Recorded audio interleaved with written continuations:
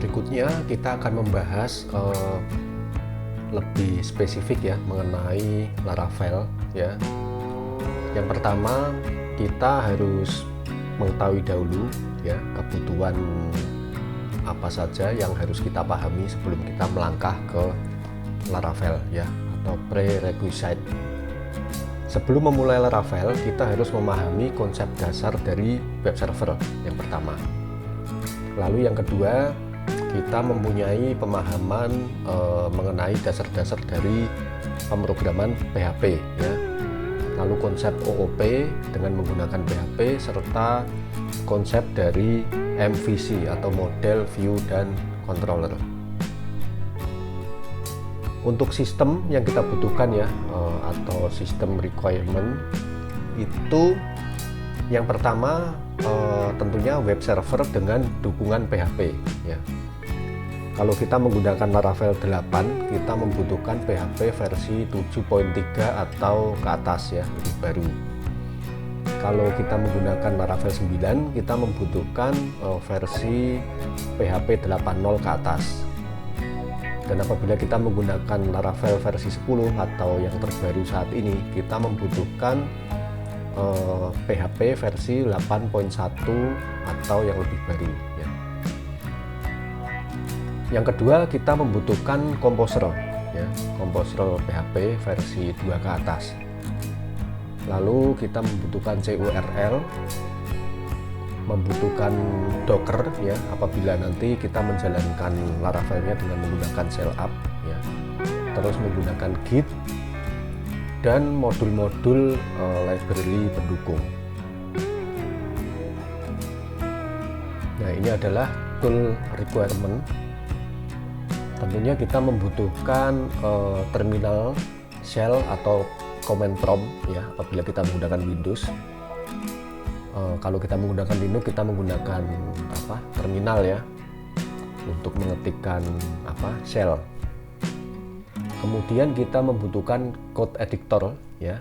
Code editor ini bisa berupa Visual Studio Code atau Vim dan sebagainya. Notepad juga bisa.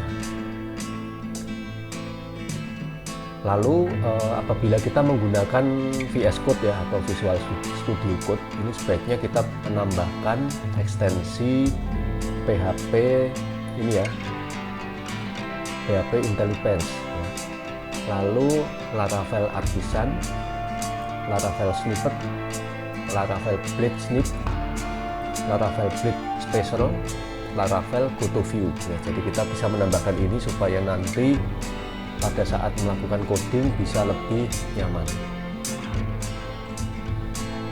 Nah, ini adalah penjelasan dari konsep MVC ya, atau model view controller, yang mana pada saat kita membuka suatu URL ya, itu request akan diterima di dalam routing ya. Jadi akan dicek di dalam routing, yang mana nanti dari routing ini akan mengarahkan ke controller mana yang akan dijalankan ya. Dalam routing sebetulnya kalau di dalam Laravel bisa aja langsung potong kompas ya, jadi dari routing langsung menuju ke blade atau view bisa, tapi secara umum konsep MVC itu melalui controller dulu ya. Di dalam controller ini nanti kemudian dia akan mengambil datanya dari model, yang mana model ini nanti akan langsung mengakses atau berkaitan dengan database. Hasil dari model ini berupa data dan sebagainya ya, ini kan berinteraksi ya. Ini akan dikirim ke dalam view, yang mana view ini nanti akan dikirim ke user sebagai suatu tampilan ya, nanti akan didekode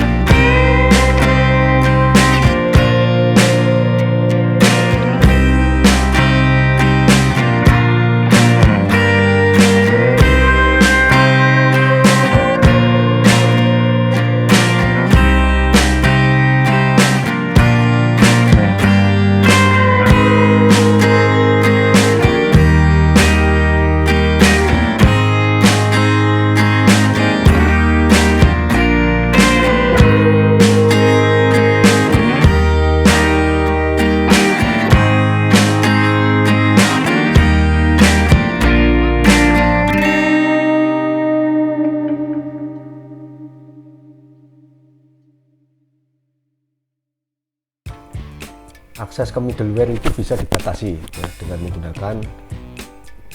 menggunakan rate limiting ini ya. Lalu time traveler, pengguna Laravel ini sangat terbantu dengan kontrol modifikasi waktu yang bisa digunakan melalui Carbon PHP library. Terus improvement artisan server ini tentunya istilahnya di dalam Laravel 8 ini bisa reload otomatis ya ketika kita menggunakan artisan, PHP artisan itu ya, ketika kita merubah suatu file ya di dalam environment itu kita nggak perlu memuat ulang, dia akan otomatis. Dynamic break komponen, jadi Laravel ini menyediakan banyak fitur dynamic break komponen di dalamnya. Fitur ini memungkinkan Anda untuk dapat membuat komponen blade yang dinamis. Jadi komponen-komponen blade-nya itu lebih dinamis ya. Nanti apa itu blade akan kita bahas lebih lanjut ya, bagaimana penerapannya di dalam view dan sebagainya. Lalu ada model factory classes. Nah ini jadi ada dukungan untuk fabrikasi data ya istilahnya, jadi membuat data-data acak ya secara otomatis. Ini tujuannya adalah untuk pengembangan. Kemudian pembaruan dalam Laravel 9 ya. Laravel 9 itu rilis 8 Februari tahun 2022. Dia menggunakan minimal PHP versi 8 ya, 8.0. New design dengan tampilan yang lebih menarik, misalnya pada PHP artisan road list ini tampilannya warna-warni yang lebih bagus. Ada fitur yang mencegah crash saat migrasi. Adanya file system 3x ya, mempermudah integrasi antara file system lokal dengan cloud. Ada file system. Ada implicit route binding dengan enum ya, memungkinkan menghubungkan sebuah route apabila enum dan value-nya bernilai true. Jadi ada route binding. Laravel Breeze API yang memungkinkan digunakan bersama-sama framework pemrograman lain. Jadi ada Laravel Breeze yang mana dia langsung ada API-nya ya. Jadi itu bisa digunakan, API-nya itu bisa digunakan bersama framework yang lain. Dia sebagai backend gitu ya. Lalu dukungan terhadap framework Next.js yang sudah ada di versi 9. Lalu Bootstrap 5 pagination views ya, ada di Laravel 9. Kemudian beberapa enhancement lain dan penulisan code yang lebih singkat itu juga sudah diperkenalkan pada Laravel 9. Di dalam Laravel 10 ya, ini ada pembaruan lagi.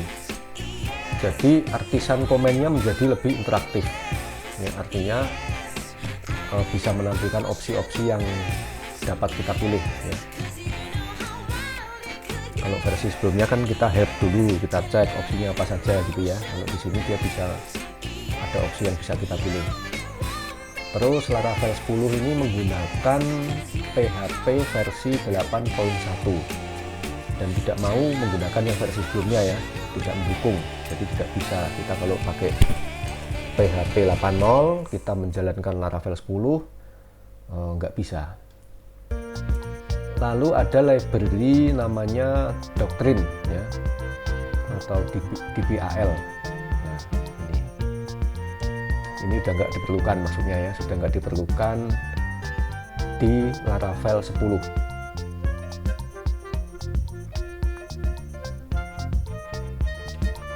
Banyak metode dan properti yang tidak digunakan lagi yang telah dihapus.